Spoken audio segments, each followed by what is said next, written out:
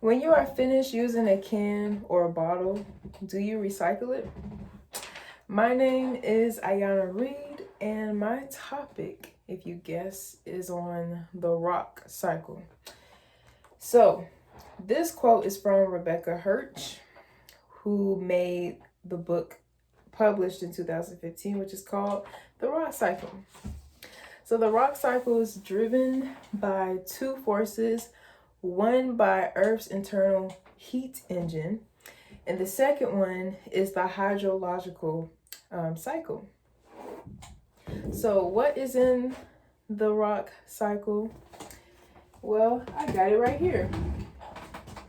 So, basically, all right, so you can start with any step or any process in the rock cycle. There's three processes or steps. There's igneous, there's sedimentary, and then there's metamorphic. And the extras are magma and sediments. You can start anywhere you want to, but it's convenient to start with magma. So as you can see with magma is molten rock, which comes from volcanoes. That is like lava. Magma is from volcanoes. Magma erupts on the surface and it makes extrusive igneous rocks. Intrusive igneous rocks comes from within the Earth's surface, but extrusive rocks is rocks that cools on surface. Extrusives, they cool down quicker than intrusive igneous rocks. So that's something to keep in mind. So first it cools down. It doesn't heat up. It cools down and becomes igneous rocks. I know it's the opposite of the name igneous, which derives from a Latin word fire. Igneous rocks, like I said, it can come in different colors. It can come in different textures. It can be vascular. It can be volcanic glass, which is one type of rock. It can have a lot of crystals within the rock. It can have very fine, coarse crystals, as we learn in the labs. Okay, so with the igneous rocks, it's exposed to the hydrological cycle, and it is weathered down and eroded, and it becomes sediments. Sediments are like little pebbles, little broken down rocks. It could also be minerals broken down. And so sediments, they come all together, all the broken down minerals, rocks, even bones and plants, all that comes together and makes a new type of rock.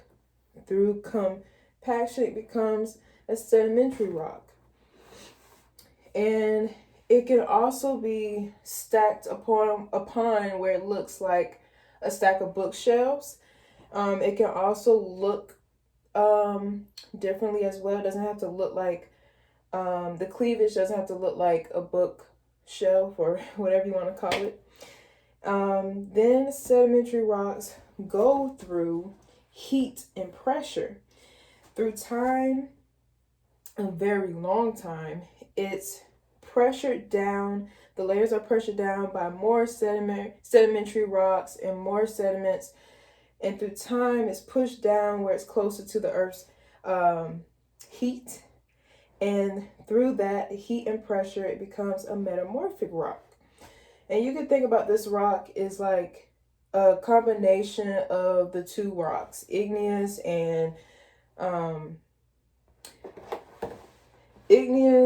sedimentary rocks, where it's heat and pressure. And again, like a full circle, after a metamorphic rock is made, it can also get really hot where it melts back into lava and it starts the whole process again. And that's the rock cycle. You can see extra arrows because a rock cycle doesn't have to make a complete cycle. It doesn't have to go through a complete loop. An igneous rock can become a metamorphic rock. A metamorphic rock can become sediments. So there's different pathways There's not like a complete one directional circle. So yeah, that is the rock cycle. The person who made the rock cycle was James Hewton. He was from Scotland, and he's a geologist in the 18th century. And he first started off in law, and he realized that he has a passion for earth sciences and chemistry. And he realized that he enjoyed showing his colleagues or co-workers in law his experiments than papers and cases. So he decided to get into the study of medicine. He did that because it was close to his passion for chemistry.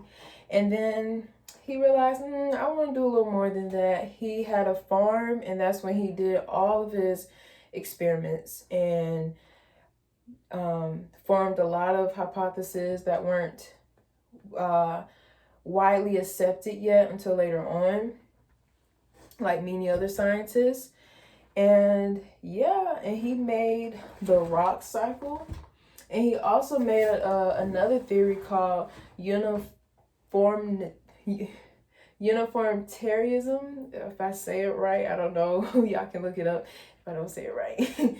But he also made a lot of theories in geology, because he's known as the father of modern geology. So you should look him up. So yes, he made the rock cycle, which is still used and still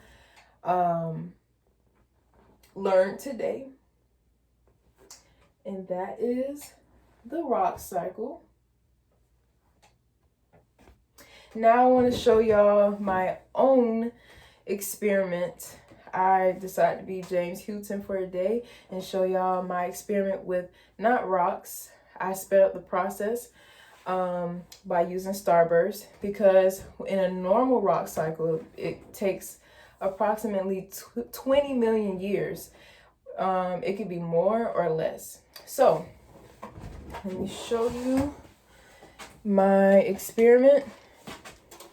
Okay, so what I did to make, let me start off with Igneous Rock. No, let me start off with Sedimentary Rock. So this is my Sedimentary Rock. As you can see, it's still, you can still see like the form of it, because I want to show that it's compacted together, and the pebbles of sediments are compacted together. So that's what this looks like. Sediments come together to make sedimentary rock. After that, it goes through heat and pressure, and I made a metamorphic rock. As you can see, you can still see the different components, the colors, but this time it's pressure and heat was involved in this process. The heat from my hand, the friction of my hand, made the colors, the starbursts, come together this way. So that's a metamorphic rock. Then to make an igneous rock, I got a pot, put on the stove. I heat it up till it's boiling. I put my starburst rock into a container on top of the boiling water. As you can see, it's kind of like a imitation of a volcano, kind of, sort of, with the heat pressure. And my rock melted into an igneous rock. And after that, I put it in the freezer to cool down, as igneous rocks are formed from being cooled from erupted volcanoes. And that is my rock cycle. And again, it doesn't have to go through a complete loop. It can go from an igneous rock to a metamorphic rock. Metamorphic rock can be broken down into sediments. So yeah, that is my rock cycle. And yeah,